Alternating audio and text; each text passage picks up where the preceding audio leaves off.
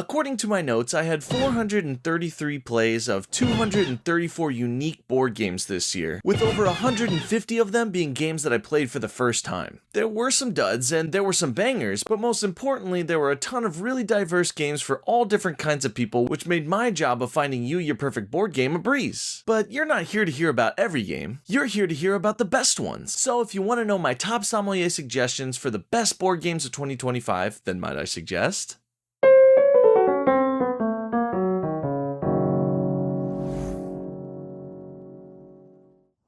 Hi, I'm Alex from Might I Suggest a Game, a channel devoted to helping you find your perfect board game. Today, like I mentioned before, we're going to be talking about the best board games of this year and announcing the winners of the incredibly prestigious and highly coveted Suggested Awards. They're saying it's like the Oscars of board games, but I'll let you be the judge. Anyways, if you haven't seen one of my top games videos before, I like to do things a little bit differently. Basically, I've got 7 different award categories that I use to rank my games every year. First is the Top Table Hogger Award, which are the games that I played the most this year. Then it's the Top Game Off the Back of the Shelf Award, which helps me highlight older games that no one's talking about but that are still so good. Then I've got a new category for this year called the Top Game Junior Award, aka the best games to play with kids since, you know, I have kids now. Next is the Top Underrated Gem Award, where I talk about more obscure and hard to find games that you should be seeking out. Then it's the Top Second Date Game Award, which is all about games that I played once, I really enjoyed, but that I haven't had a chance to get back to the table again. Yet. Then after that is the Top New Game in the Collection Award, which features games that I like so much that I kept them, which as a board game content creator who gets a lot of games every year, that's really saying something. And lastly, of course, is the one, the only, it's the Top Overall Game of 2025 Award. Now that you know the categories, I'd love to hear what you'd be nominating this year. Let me know your picks in the comments, and while you're down there, don't forget to hit subscribe and that little bell button so you can get notified when I post new content. Anyways, let's get into it. Will one of my favorite games of the year be the perfect game for you? Let's find out, shall we?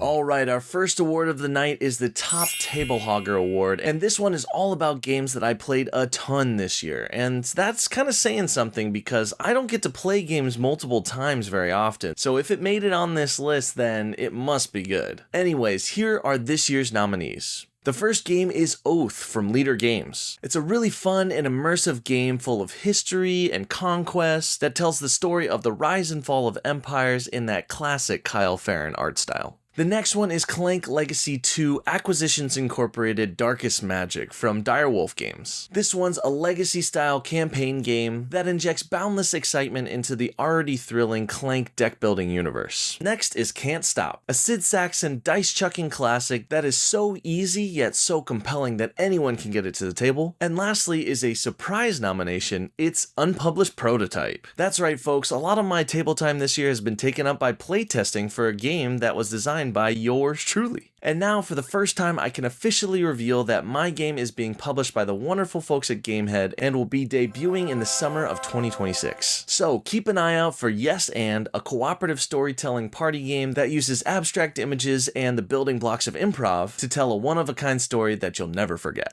Stay tuned for more info. But enough about me, let's see who the winner of the Top Table Hogger Award is.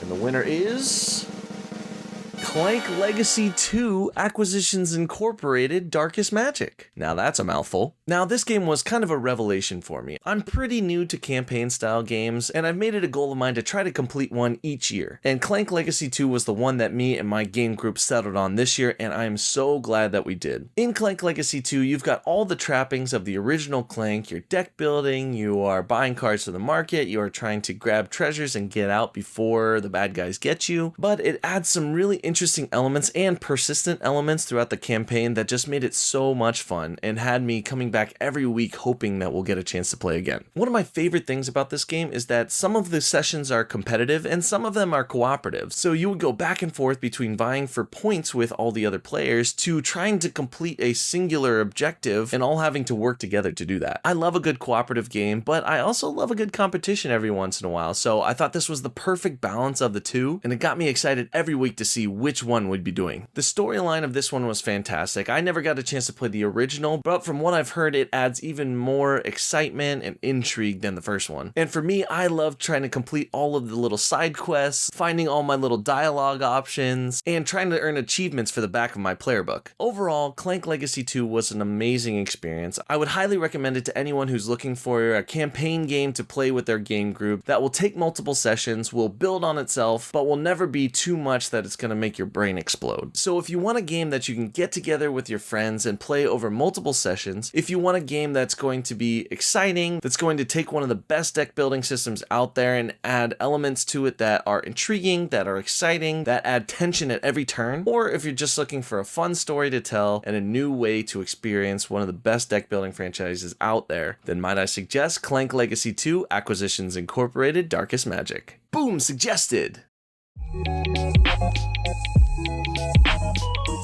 Next up is the Top Game Off the Back of the Shelf Award, which is one of my favorites to give out because it gives me an opportunity to give some flowers to some games that haven't been talked about in a while. And it also gives me incentive to brush the dust off and get those things off the back of my shelf in the first place, which is hard enough to do on its own, so having this little kick in the pants is always a good idea. I hope this category inspires you to play some of your older titles in your collection, because let's be honest, you got them for a reason in the first place, so why not play them? Anyways, I'll get off my soapbox, let's get into the nominees. This year's nominees for the top game off the back of the shelf are Rumble Nation, a 2017 game from Yogi Shinichi that just got an English reprint and is one of the best uses of dice manipulation and area control out there. Next is Crusaders Thy Will Be Done, a 2018 game by Seth Jaffe that's snappy, exciting, and that might have my favorite rondel system of any game ever. Next is Grand Austria Hotel, a 2015 title from Lookout Games that has the perfect balance of moving parts and dice mitigation to really give your brain a good scratch. And lastly is Castles of Burgundy, a 2018 Stefan Feld classic that pairs long-term strategy with short-term tactics to make a wonderful game that never overstays its welcome. And the winner of the Top Game Off the Back of the Shelf award goes to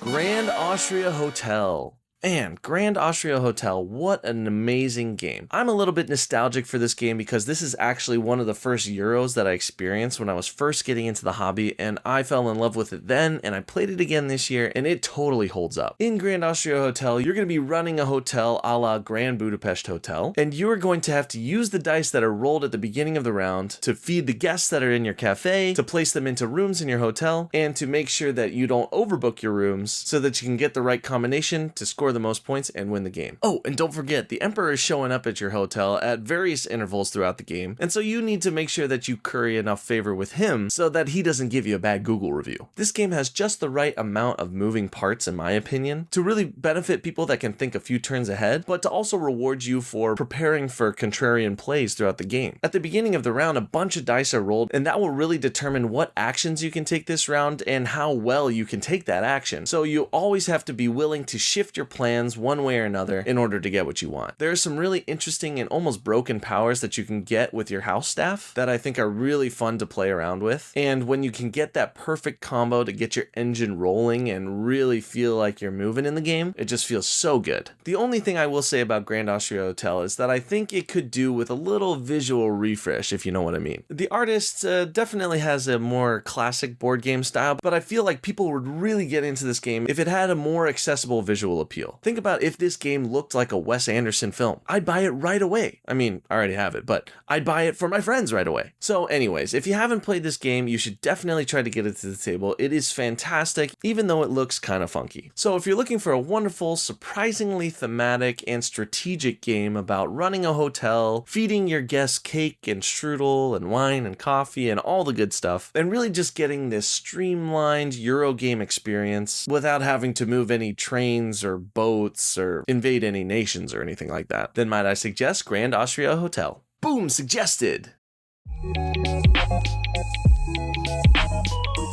Alright, the next award is the Top Game Junior Award, which is a new one this year. I figured since I started playing games with my kids and they started having opinions about them, I wonder where they got that from, I should include some of their suggestions as well. Now, my youngest, Luna, just turned 2, so she's still opening the games just to play with the pieces, but my son Samson, who's almost 5, has been really enjoying getting into the strategy of games, and I've been really trying to foster the idea that games should always be fun, something that I think is really easy to forget. So all the nominees in this category are hand-selected by him, which I think is pretty cool. Anyways, the nominees for the Top Game Junior Award are Castle Panic, a cooperative classic from Fireside Games that has everyone sharing cards and thinking ahead to protect their castle from the impending orcs, trolls, and goblins. Next is Micro Macro Kids Crazy City Park, a new title from Hachette Games that takes the Where's Waldo fun of the original Micro Macro series and makes it specifically family-friendly. Next is Magical Athlete from CMYK Games, a super simple roll and move that's so crazy and chaotic and fun that you'll never play Candyland again. And lastly is Stitch the Fix for 626 from Z-Man Games, a brand new take on Love Letter with an adorable IP that adds in some new mechanics for the whole family to enjoy. And the winner of the Top Game Junior Award goes to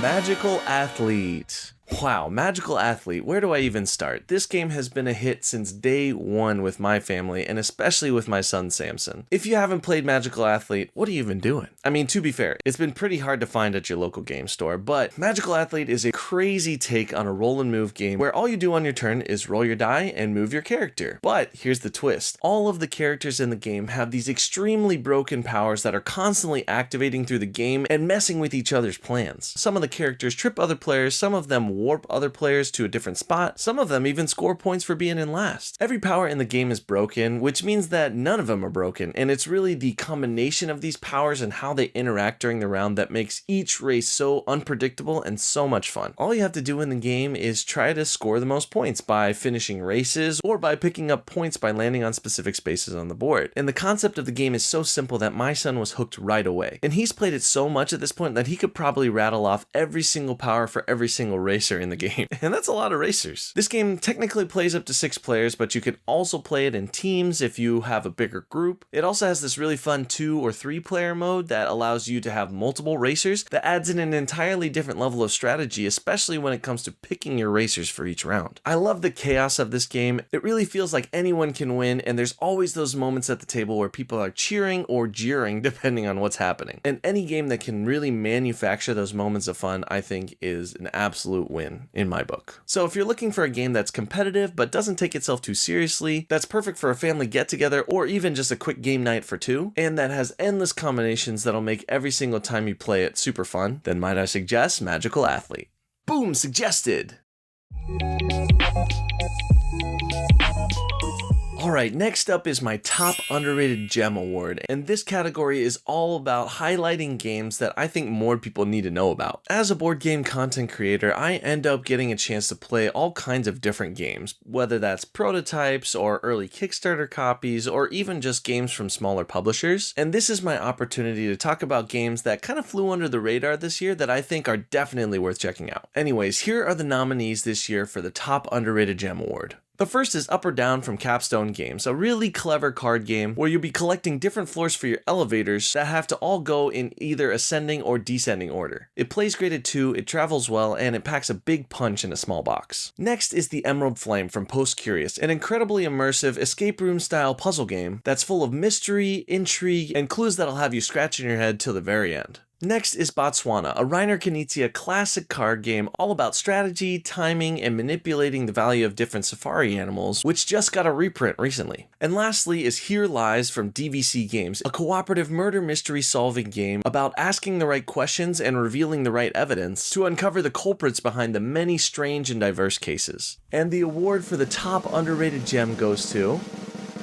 the Emerald Flame. The Emerald Flame was an amazing experience that I was lucky to have this year. Me and my partner just absolutely adored this game. Even from the very start, the Post Curious folks have you opening different envelopes and engaging with clues in a way that I had never seen before in an escape room. All of the pieces of this one, whether it was the really tactile puzzle elements in the game, or even just the backstory of all the things going on and why you're doing the puzzles you're doing, was incredibly well thought out, and it really made you feel like you were participating participating in this story alongside everything that was going on. This game was chock full of ciphers and different puzzles that you had to solve, different things that you had to put together, and it really flexed our puzzle solving muscles in ways that we'd never done before. My family and I are huge escape room folks, and this one really feels like you had an escape room in a box. One thing that I really loved about the Emerald Flame was that not all of the puzzles were linear, which means that you didn't have to solve one at a time in order to progress in the story. This was great because my wife and I played this one together, and so she would be working on a puzzle while I'm working on a different one, and then, if we get stuck, we would swap and just see if we can come up with something new. And I thought it was a wonderful experience for that, where you get that element of parallel play while still feeling like you're progressing towards the end. Every time we would open up a new envelope in this game, we would see all kinds of stuff that kind of just blew our minds. And there was so much content in this game that it kept us going for several sessions and really made us feel like we got the bang for our buck. Now, just like many other escape room games, this one technically is a one-time playthrough, but like I said before, there's so much content in the game that you don't even really feel like you need to play it again because, man, it was just such an unforgettable experience from start to finish that I was just excited to reset it and give it to another friend so that they can experience it for themselves. All in all, the Emerald Flame was an amazing experience. I can't wait for the next installment of the Puzzle Tales series called Emerald Echoes to come out and become available to all of you, because I got a little sneak peek at that one, and that one is just as good, if not better. And for all of you mystery solving people, folks that like to be detectives, etc., this one is a no-brainer. So if you're looking for that cozy mystery night experience where you can snuggle up with a glass of wine and just solve some puzzles and really flex your brain without having to get off the couch, then might I suggest the Emerald Flame.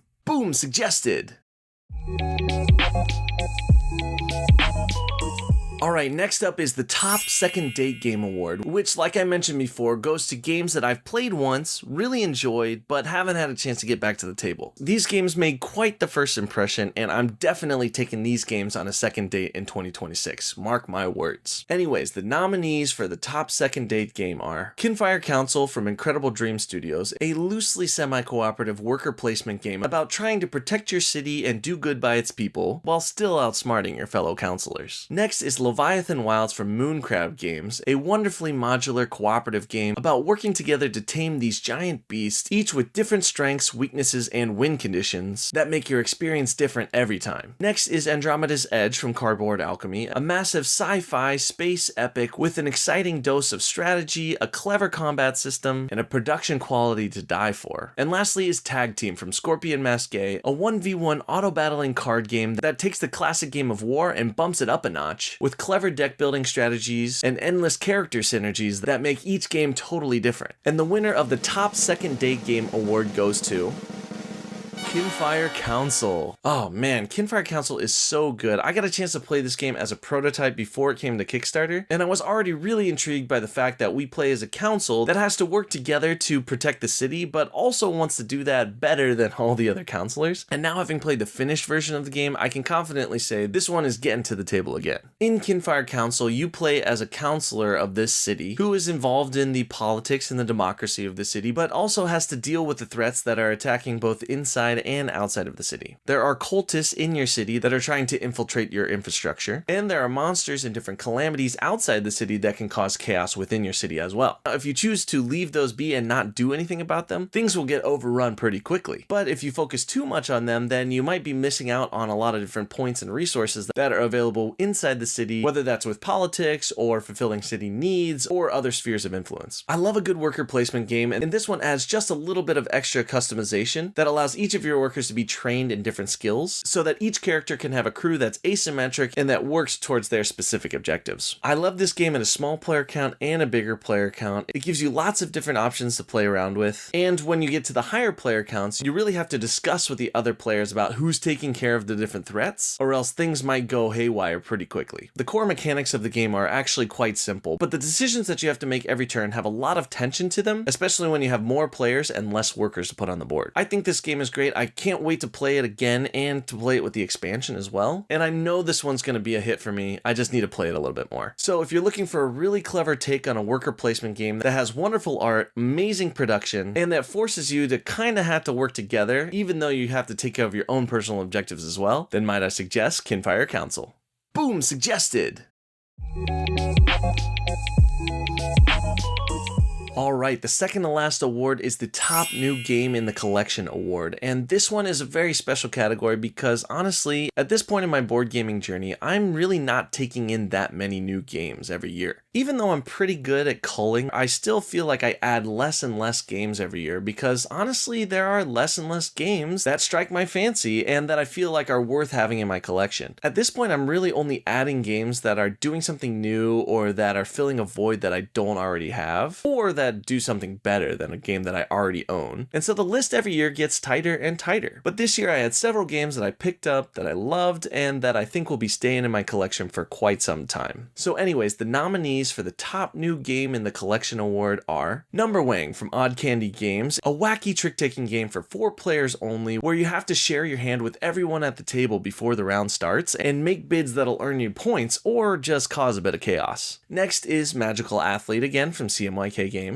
You know, that really crazy rolling move that keeps selling out at all my local stores. After that is Trinket Trove from Gamehead, an adorable little set collection game that pairs a really clever bidding and auction system with the unbeatable art from Sandra Tang for a top-notch experience all around. And lastly is Pokemon Splendor, an import that I brought home from Korea that takes the Splendor system and adds in the evolution mechanic of the Pokemon series to breathe life into a classic, albeit mostly themeless game. And the award for the Top New Game in the Collection goes to Trinket Trove! Trinket Trove is so good for so many reasons. First of all, it's compact, it'll fit in pretty much any bag that you have, and you can take it with you wherever you go. Second of all, it's got amazing artwork, which means that people, both gamers and non-gamers, are going to be really excited to play this one. And third, not only does it look good, but it also plays good as well. The auction and bidding system in this game is so simple, but so smart that it makes you feel like, man, why didn't I come up with that? Basically, the concept of the game is, you are these adorable woodland creatures who are collecting these shiny objects, and each round there's going to be a draft of these different objects. Now you'll have to take some objects that you already have in your collection and use them to bid to determine the order in which you get to select these new objects. So if there's something out there that you really want, you're gonna have to give up a lot to make sure that you get to go first and select that thing that you need. It's a constant battle of trying to determine the relative value of the different objects in your hand. Some of them will score a bunch of points if you get a large collection of them. Some of them will score points and then stop scoring points if you get too many of them. Each object scores a little bit differently, and if you can use the auction system to your advantage, then you'll come out on top in this one. I also love the natural and intuitive implications of the draft in this game. If you bid the highest and get to draft first in this round, that means that you have to put down your bid first in the next round, which means that you're very likely to get overbid by other players in the following round. So you always have to be deciding, do I really need those things out there, or am I willing to save some of the lower value things in my hand so that I can get a better position in bidding in the next round?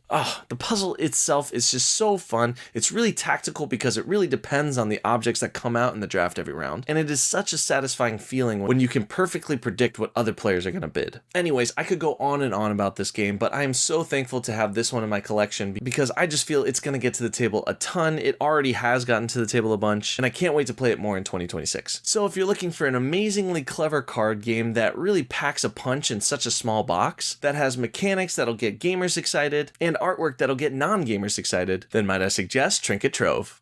Boom, suggested!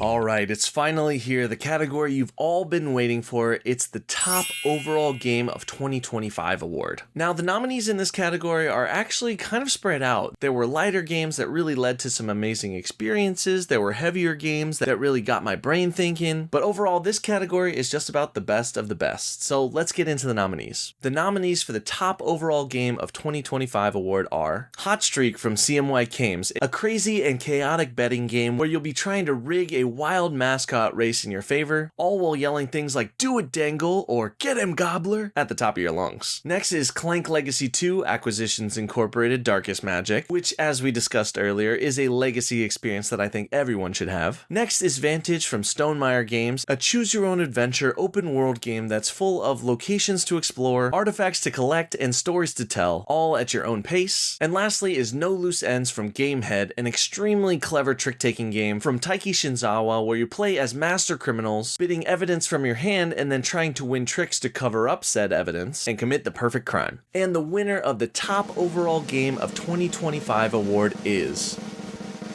Vantage. Now, Vantage might be my most controversial pick for top game yet. And I say that because Vantage is not really a board gamer's game. Let me put it this way. If you are the type of board gamer that loves to win, that needs to have a quest, that needs to have a win condition and all that stuff, then Vantage might not be the game for you. And that's okay. But for someone like me that loves an open-ended story, that loves to explore a world and to get lost in its lore, who loves to be invested in the stories that are being told around the table, this game is far and away the best game that I played this year. For those of you that haven't gotten your hands on a copy of Vantage, this game is an open world storytelling game where your crew crash lands on a planet and you get separated and you have to walk around the planet and just interact with stuff. You can explore different locations, you can interact with the different sentients that live on the planet, you can go swimming, you can build a house, you can reconstruct your rocket, you can do hundreds and hundreds of different things. And while there technically is an objective that you can complete pretty much at any time, if you're like me, you kind of just get lost in the world and you just want to keep walking around and see what you can discover. Every single time I played this game, I left the table thinking, man, when is the next time I can play that game?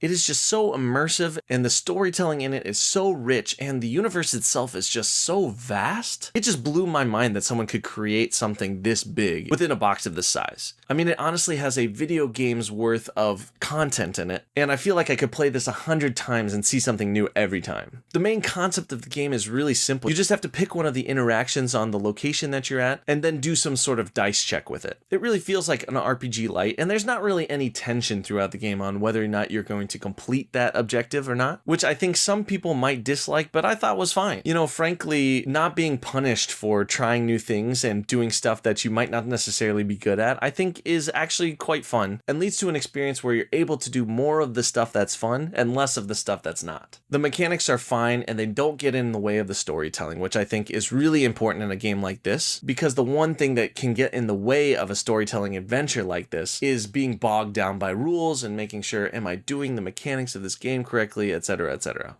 Every time I play this game, something crazy will happen, like someone's battling this giant beast over here, someone's reconstructing a spaceship over here, someone's over here getting into a relationship with a sentient. I don't even know what's going on, but I am so invested in everything that everybody is doing that hours pass like minutes when I play this one. Now, I have heard some feedback from a lot of different people that maybe this wasn't their type of game, or maybe, you know, they played it with 4 players and didn't like how long they had to wait in between their turns, and I get that. It's definitely one of those games that you kind of have to wait your turn to do the stuff that you want to do, and if the thing that you're doing on your turn isn't that exciting, like you're just moving to the next space, that can feel kind of bad. But I will say I got a chance to play it at 2-player, and I've also heard that the solo mode is really good. But at 2-player, we were able to accomplish so much more just because we were going back and forth and interacting with things much more frequently than you would in a 4 or 5-player game. Now, when I played it at a higher player count, it definitely felt more like an RPG session. Because there's not really anything that you can do in between turns, you're listening to what other people are doing, and if that sounds interesting to you, then you're gonna like this one. But if you are somebody who wants to have their strategy planned out one thing at a time and wants to do these things and are gonna be disappointed if the thing that you want to do isn't as cool as you thought it was gonna be, then you'll have to take this one with a grain of salt. But for me, even when my story wasn't popping off, someone else's story was going crazy, and I thought that was amazing, and I just couldn't wait to see what everybody else was gonna do. As someone who plays a ton of games every year, the novelty of a game is something that is really important to me, and Vantage did something that very few games these days do, which is make me want to play again right away. The first session I had of this game, I think lasted 5 or 6 hours, and I think I looked at my watch one time because I was just so intrigued and I wanted to know what was going to happen next. I love a good story, and this game helps you tell that story cooperatively with the rest of your crew, and it doesn't let the mechanics get in the way, and that is the reason why Vantage is my top board game of 2025. So if you're looking for an open world experience that feels like Breath of the Wild but in board game form, and that is going to lead you on endless adventures in all different corners of this wonderful universe that they've created, then might I suggest Vantage.